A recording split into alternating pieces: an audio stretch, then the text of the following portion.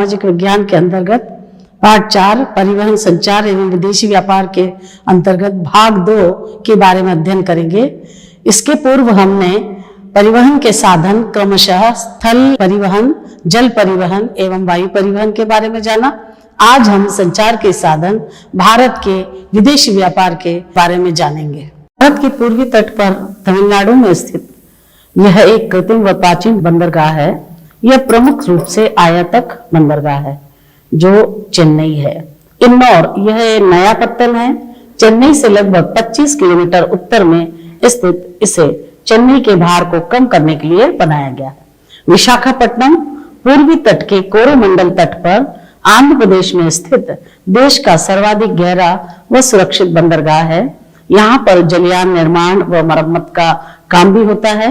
यहाँ से लौह अयस्क निर्यात किया जाता है। पारादीप यह उड़ीसा राज्य में कोलकाता व विशाखापट्टनम के मध्य स्थित गहरा लगून सदस्य सुरक्षित बंदरगाह है। इसके पृष्ठ प्रदेश में उड़ीसा, झारखंड व छत्तीसगढ़ खनिज व वन उत्पादों से परिपूर्ण है। आगे हम बच्चों संचार के साधनों एवं उनके महत्व के बारे में जानेंगे। संचार के साधन आज मनुष्य की महत्वपूर्ण आवश्यकता बन गए हैं। संचार तंत्र के अंतर्गत सूचनाओं का आदान प्रदान या प्रसारण सम्मिलित है। मनुष्य एक सामाजिक प्राणी है। उसके अपने व्यक्तिगत, पारिवारिक और सामाजिक जीवन में संचार की अत्यंत आवश्यकता होती है। प्रारंभ में मनुष्य संदेशों को लेकर व सूचनाओं को लेकर एक जगह से दूसरी जगह स्वयं जाता था। उसके बाद उसने ऊँटों व घोड़ों पर बैठकर भी संदेशों को यहाँ से वहाँ पहुँचाया। कबूतरों का काम भी कभी कभी संदेश पहुँचाने के लिए लिया जाता था। इसलिए आज आधुनिक युग में संचार के साधन बहुत महत्वपूर्ण हो गए हैं। वो क्यों महत्वपूर्ण हैं? इसके मुख्य कारण हैं देश के निर्माण के लिए एवं देश के विकास कार्यक्रम और नीतियों के बारे में जनता को जागरूक करते हैं। देश के आर्थिक विकास, सामाजिक संबंधों की प्रगति एवं सांस्कृतिक एकता में वृद्धि के लिए प्रोत्साहन देना, अंतर्राष्ट्रीय स्तर पर विभिन्न प्रकार के लोगों को एक दूसरे के निकट लाने का महत्वपूर्ण कार्य भी संचार के साधन करते हैं। घर बैठे हम महत्वपूर्ण घटनाओं को पढ़ना, सुनना और देखना सब कुछ संचार के साधनों से करते हैं। विश्व के किसी भी कोने में अपने मित्र व परिवार वालों से बातचीत का ये प्रमुख महत्वपूर्ण साधन है। युद्ध, दुर्घटना, भूकंप एवं आपातकाल आदि घटनाओं के समय स्थिति का समाचार देना एवं शीघ्र राहत सामग्री जगह पर पहुंचाना, उसके लिए भी संचार के साधन आज बहुत महत्वपूर्ण हो गए हैं। यातायात सेवाओं में इनकी मदद ली जा सकती है। व्यापार क्षेत्र में माल को खरीदने एवं बेचने में सहयोग देना भी एक इनका महत्वपूर्ण कार्य है। बच्चों, संचार के साधन आप जानते ही होंगे। सबसे पहले हम डाक खाना, जिसको आप पोस्ट ऑफिस के नाम से जानते हैं, उसके बारे में पढ़ेंगे। वर्तमान में देश में डाक खानों की संख्या लगभग 1,56,000 है और ये बड़े शहरों को विशेष सुविधा देने के उद्देश्य से डाक वितरण व्यवस्था को कुछ भागों में बांटा गया है, जैसे राजधानी चैनल। इसके नाम से ही आप समझ सकते हैं, एक राजधानी, एक प्रदेश की राजधानी को दूसरी अन्य राजधानियों से जोड़ने के लिए इस चैनल को विकसित किया गया है। यहाँ पर जो हमारे भोपाल में आप प्रधान डाकघर के पास देखेंगे, वहाँ 4 रंग की पत्र पेटियाँ रखी हैं। उसमें पीले रंग की पत्र पेटी, हरे रंग की पत्र पेटी, नीले रंग की पत्र पेटी और लाल रंग की पत्र पेटी। जो पीले रंग की पत्र पेटी है वो राजधानी चैनल के लिए है, यानी यदि हमें भोपाल से दिल्ली तक या भोपाल से मुंबई तक या भोपाल से लखनऊ तक कोई पत्र पहुंचाना है तो हम सीधे ले जाकर उस येलो चैनल वाले बॉक्स में डाल सकते हैं। मेट्रो चैनल के अंतर्गत नीले रंग की पत्र पेटिकाएं 6 मेट्रो शहर कोलकाता, चेन्नई, दिल्ली, मुंबई, बेंगलोर और हैदराबाद में लगाई गई हैं। यानी जो मेट्रो शहर हैं, बड़े शहर हैं, उनके लिए सीधी डाक यदि हम नीले पत्र पेटिका में डालते हैं तो वो वहाँ पर जो भी मेट्रो शहर में आप अपनी डाक भेज रहे हैं वहाँ तक वो पहुँच जाएगी। ग्रीन चैनल बड़े शहरों के लिए है। ये हरे रंग की पत्र पेटिकाएँ हैं, यानी स्थानीय पत्र। जैसे हमें भोपाल से बैरागढ़ तक भेजना है या भोपाल से सीहोर तक भेजना है तो हम इस पत्र पेटिका का उपयोग कर सकते हैं। व्यापारिक चैनल व्यापारिक घराने या कंपनियां अपने पत्र सीधे डाकखाने की खिड़की पर जमा कर देते हैं, जो उन्हें गंतव्य स्थानों तक पहुंचाने का काम करते हैं। थोक डाक चैनल रजिस्टर्ड 250 एवं वित्त रजिस्टर्ड 2000 से अधिक पत्र भेजने वाली संस्था छांट कर निश्चित डाकखानों में जमा करती है। पीरियोडिक चैनल अखबारों व पत्रिकाओं को शीघ्र पहुंचाने के लिए इस चैनल का विकास किया गया है। स्पीड पोस्ट यह एक प्राइवेट कोरियर जैसा है। इससे एक्सप्रेस पार्सल सेवा एक स्थान से एकत्रित करके दूसरे स्थान तक पहुंचाई जाती है। ई पोस्ट जिन उपभोक्ताओं के पास कंप्यूटर या इंटरनेट उपलब्ध नहीं है, इस सेवा के जरिए वो अपना काम कर सकते हैं। ई बिल पोस्ट विभिन्न सेवाओं के भुगतान हेतु हम ई बिल पोस्ट संचार सेवा का उपयोग कर सकते हैं। तार अमेरिकन थॉमस एल्वा एडिसन ने टेलीग्राफ का आविष्कार किया था। इससे शीघ्र संदेश एक जगह से दूसरी जगह भेजे जाने लगे। इसके लिए खंभों पर टेलीग्राफ के तार स्थायी रूप से बांधे जाते थे। इन तारों द्वारा बिजली के माध्यम से संदेश एक स्थान से दूसरे स्थान तक कोंडेसी नामक मशीन के द्वारा भेजे जाते थे। सभी देश तार भेजने के लिए मोर्स कोड, कुछ वर्ड्स सांकेतिक भाषा होती है, उनके द्वारा अपने संदेश एक जगह से दूसरी जगह भेजते थे। दूरसंचार का आविष्कार संचार साधनों की महत्वपूर्ण घटना है। इसके द्वारा इंसान की आवाज तारों के द्वारा तुरंत दूसरे व्यक्ति तक पहुंच जाती है। भारत टेलीफोन की संख्या के आधार पर विश्व का 10वां सबसे बड़ा दूरसंचार नेटवर्क वाला देश है। एक नगर से दूसरे नगर में सीधे बात करने के लिए एसटीडी और एक देश से दूसरे देश में सीधे बात करने के लिए आईएसडी की सुविधा दूरसंचार में उपलब्ध है। इंटरनेट जो है इंटरनेशनल नेटवर्क का संक्षिप्त नाम है। इस सेवा से कोई भी व्यक्ति घर बैठे कंप्यूटर के माध्यम से देश विदेश की प्रत्येक घटना को जान सकता है, देख सकता है, इवन यहाँ तक वो उससे संपर्क भी कर सकता है। विश्व भर के लाखों कंप्यूटर सूचना केंद्रों से प्राप्त सूचनाओं व आंकड़ों को अपनी भाषा में सरलता से एक जगह से दूसरी जगह सूचना पहुंचाते हैं। इस सुविधा के क्षेत्र में भारत का विश्व में 4th स्थान है। देश में कुल जनसंख्या के 4.5% लोगों की इंटरनेट तक पहुंच है। मोबाइल फ़ोन या सेल्युलर फ़ोन जिसे आप सभी बड़े अच्छे से परिचित हैं, इस सेवा के जरिए इसको आप कहीं भी ले जा सकते हैं, जेब में रख सकते हैं और कहीं भी एक दूसरे से, अपने मित्र से, अपने शिक्षक से, अपने परिवार के लोगों से बात कर सकते हैं। 2006 तक देश में इस सेवा का उपयोग करने वालों की संख्या लगभग 3.1 करोड़ थी। फैक्स यह एक नई आधुनिक लिखित संदेश प्राप्त करने या भेजने की मशीन है। इसके लिए एक मशीन की आवश्यकता होती है जिसे हम फैक्स मशीन कहते हैं। इस मशीन को टेलीफोन नंबर से जोड़ देते हैं एवं संदेश लगा देते हैं। यह मशीन उस संदेश को कागज पर छाप देती है, साथ ही भेजने वाले का टेलीफोन नंबर, पता, समय लिख देती है। ईमेल वर्तमान युग कंप्यूटर का युग है बच्चों। संदेश वाहन में भी कंप्यूटर एक महत्वपूर्ण साधन है। यह संदेश उस कंप्यूटर पर पढ़ा जा सकता है जहां यह भेजा जाता है। रेडियो एक महत्वपूर्ण संचार का माध्यम है। इसके द्वारा समाचार, घटनाएं, खेलकूद, कृषि सूचनाएं, वार्तालाप, मौसम, सुगम संगीत, शिक्षा एवं मनोरंजन कार्यक्रम प्रसारित किए जाते हैं। भारत में 2 निजी ट्रांसमीटरों के माध्यम से मुंबई एवं कोलकाता रेडियो प्रसारण का श्री गणेश 1927 में हुआ। बाद में इन दोनों ट्रांसमीटरों को एकीकृत कर भारतीय प्रसारण सेवा का गठन कर दिया। सन 1936 में इसका नाम बदलकर ऑल इंडिया रेडियो हो गया। सन 1957 में इसे आकाशवाणी के नाम से जाना जाने लगा। अब निजी क्षेत्र में भी रेडियो का प्रसारण शुरू हो गया है। दूरदर्शन भारत में टेलीविजन सेवा का नियमित प्रसारण 1965 से प्रारंभ हुआ एवं सन 1976 में इसे आकाशवाणी से पृथक कर दूरदर्शन नामक अलग संगठन बनाया गया। अब देश की लगभग 87% से अधिक जनता 1042 स्तन ट्रांसमीटरों के माध्यम से दूरदर्शन के कार्यक्रम देख सकती है। DD1 एवं DD2 चैनल दिल्ली से प्रारंभ किए गए। तत्पश्चात 11 क्षेत्रीय भाषाओं के उपग्रह चैनल शुरू किए गए। 26 जनवरी से 1990 से दोपहर की सेवा प्रारंभ की गई। इस प्रकार दूरदर्शन की तीनों सभाएं संचालित करके सभी वर्गों के लिए कार्यक्रम प्रसारित हो रहे हैं। खेल संबंधी गतिविधियों के लिए DD स्पोर्ट्स चैनल गुणवत्ता युक्त शिक्षा तक पहुंच बनाने हेतु सन 2000 में DD ज्ञान दर्शन शैक्षिक चैनल आरंभ किया गया।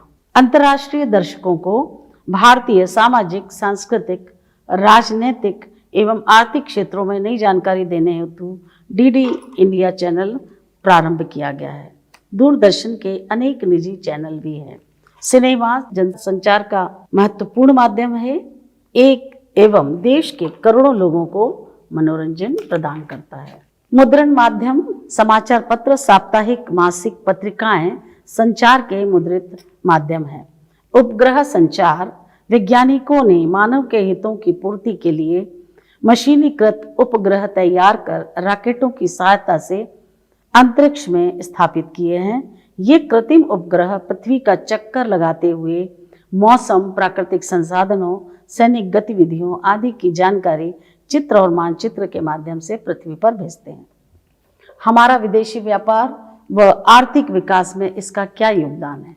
बच्चों, हमारे देश में बहुत सारी ऐसी वस्तुएं हैं जो दूसरे देशों में नहीं है, उनका आयात करते हैं हम। और बहुत सारी ऐसी वस्तुएं, जैसे हम पेट्रोलियम को ले लें, जितना चाहिए है उतना उत्पादन हमारा देश नहीं कर पाता है, तो उसका पेट्रोलियम जैसे और कुछ मशीनों का हमें दूसरे देशों से निर्यात करना पड़ता है। अब हम विदेशी व्यापार, अंतर्राष्ट्रीय व्यापार एवं व्यापार किसे कहते हैं उसके बारे में जानेंगे।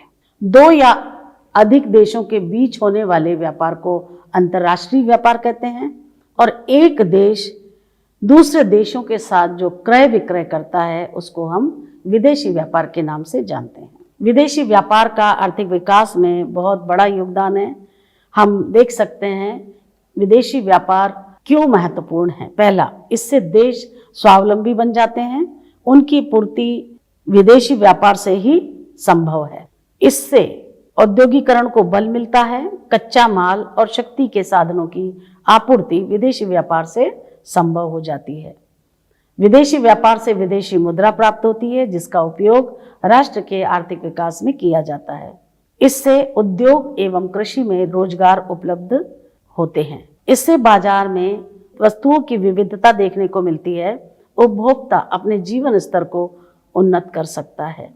विदेशी व्यापार से वस्तुएं प्राप्त कर बाढ़, अकाल, महामारी तथा भूकंप आदि के विनाश से लोगों की रक्षा की जा सकती है। अंतर्राष्ट्रीय व्यापार को प्रभावित करने वाले कुछ प्रमुख कारक हैं। स्थिति, जो देश संसार के व्यापारिक मार्गों पर स्थित होते हैं उनकी व्यापारिक उन्नति शीघ्र होती है और ज्यादा होती है।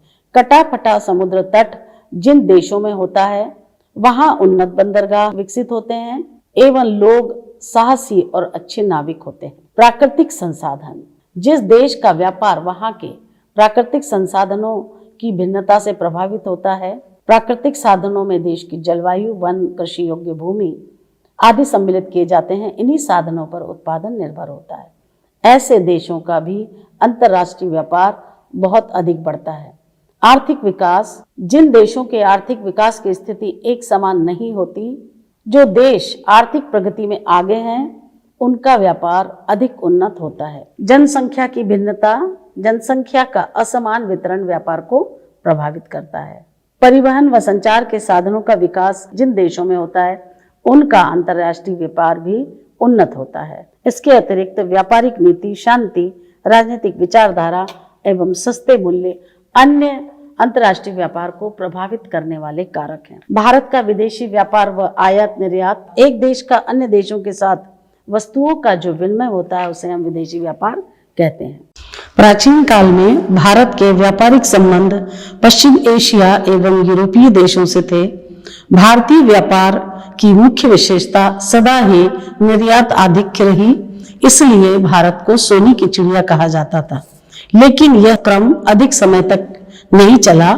ब्रिटिश सरकार ने अपनी राजनीतिक शक्ति के आधार पर भारतीय व्यापार के ढांचे को एकदम उलट दिया।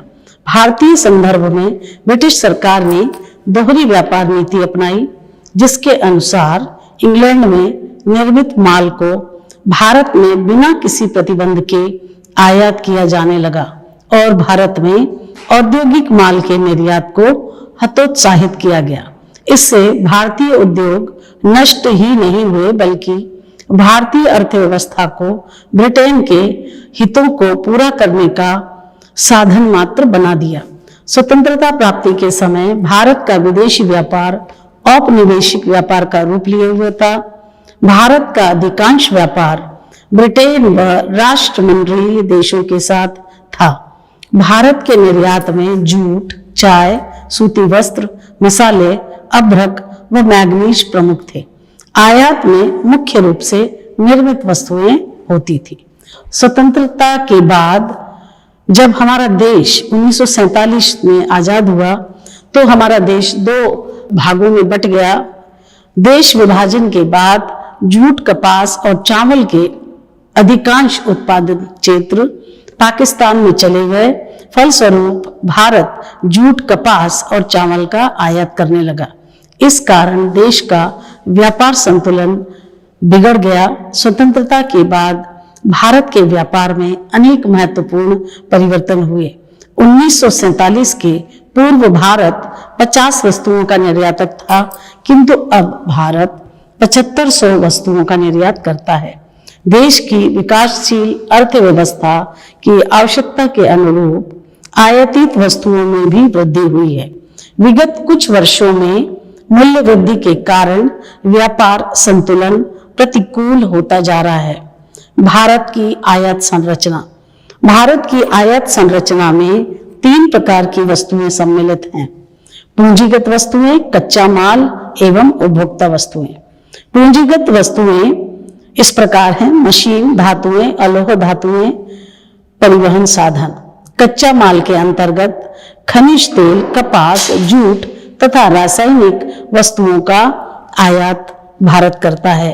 उपभोक्ता वस्तुओं के अंतर्गत खाद्यान्न, विद्युत उपकरण, औषधियां, वस्त्र, कागज आदि भी भारत को आयात करना पड़ता है।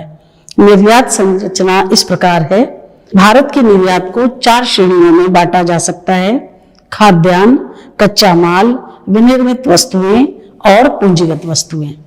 खाद्यान्न के अंतर्गत अनाज, चाय, तंबाकू, काफी, काजू, मसाले आदि वस्तुएं हम निर्यात करते हैं।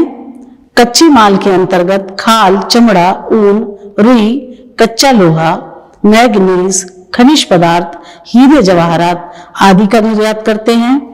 विनिर्मित वस्तुओं के अंतर्गत जूट का सामान, कपड़ा, चमड़े का सामान, रेशम के वस्त्र, तैयार कपड़े, सीमेंट, रासायनिक पदार्थ, खेत का सामान व जूते निर्यात करते हैं। पूंजीगत वस्तुओं के अंतर्गत मशीनें, परिवहन उपकरण, लोहा इस्पात, इंजीनियरिंग वस्तुएं एवं सिलाई मशीन शामिल है।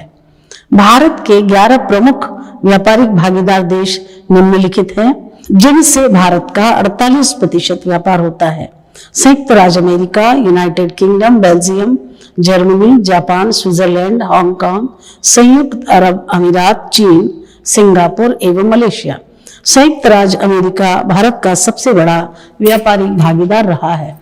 वर्ष 2005-06 में चीन दूसरे व्यापारिक भागीदार के रूप में उभरा है। चीन के साथ व्यापार में प्रभावशाली वृद्धि अयस्क धातुएं, लोहा एवं इस्पात, जैव रसायन के निर्यात एवं मशीनरी रसायन के आयात से हुई। संयुक्त अरब अमीरात व सिंगापुर अगले प्रमुख भागीदार राष्ट्र हैं। सिंगापुर भारत को कीमती पत्थर, धातुएं, खनिज तेल, जहाज व नाव तथा अन्य मशीनरी निर्यात करता है।